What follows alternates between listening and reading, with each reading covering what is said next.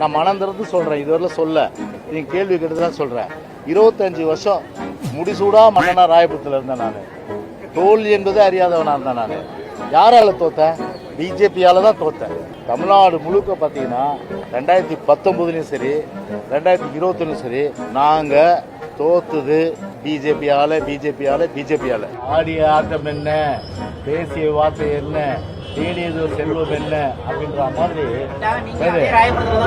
என்ன இருக்கு. No doubt நாங்க தோத்துது பிஜேபியால. No doubt. நான் கையை அற்புதமாக நீட்டுகிறேன். என் விரல் ஆடுகிறதா? நீ சொல்றாரு கை ஆடுது யாருன்னு பாத்தீங்களா? கால நான் சொல்லட்டுமா? யாருக்கு முட்டி அதிகமா தேர்ந்திருக்குன்னு பாப்போமா?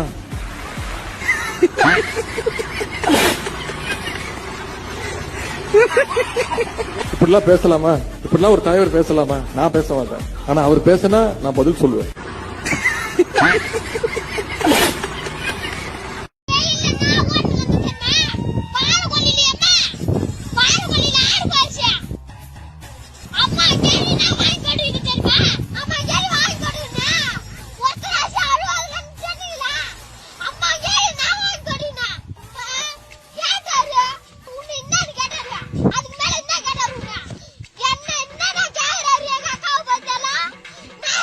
அம்மா மறையவில்லை.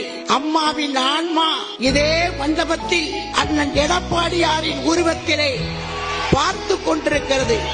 நம்முடைய ஒவ்வொரு அசைவையும் கவனித்துக் கொண்டிருக்கிறது. அம்மா இல்லையே என்ற ஏக்கம் ஒரு புறத்தில் இருந்தாலும் நம்முடைய அண்ணன் இருக்கிறார் நம்மை பார்த்துக் கொள்வதற்கு என்று நாம் தைரியமாக இருக்கிறோம்.